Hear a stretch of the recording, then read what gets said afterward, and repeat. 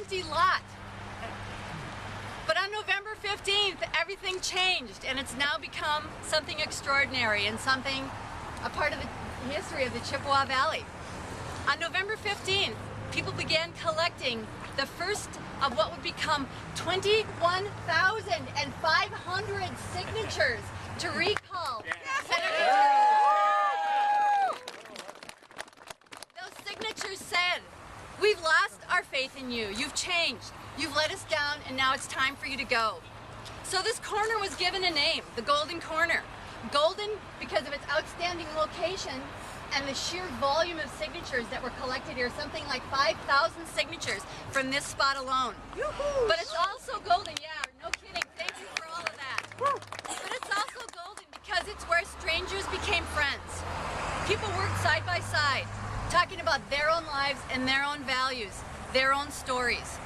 This is where reasonable, average, no-nonsense Wisconsinites felt moved to leave the comfort of their homes and stand in the rain and the sleet and the snow with clipboards.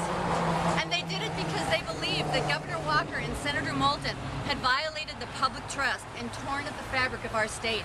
For 6 months in a row, Wisconsin has lost jobs. We are 45th among states for economic recovery. That's 5 from the bottom. Payrolls are down in Wisconsin, but up in 39 other states. 1 in 5 children in Eau Claire and Chippewa County comes from families that struggle to put food on the table, clothes on their backs, and gas in their gas tanks. 1 in 5 children. Nearly 60,000 people are in danger of losing their health care because of cuts to Badger Care. They will lose their health care. 30,000 of them, half of them, are children. The governor's cuts to public education are the second largest in the nation.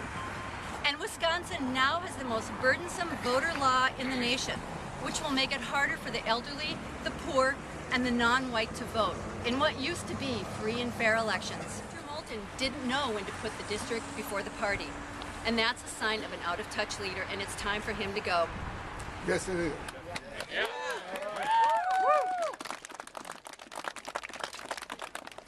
Turned his back on average people and everyday families. The Tea Party agenda that he embraces has made the lives of ordinary people more difficult and uncertain. But much of it defies common sense. For instance, he owns a business that depends on sportsmen and women who want to fish in clean water. But he turns his back on them by voting to make it easier to pollute Wisconsin waterways. It doesn't make sense.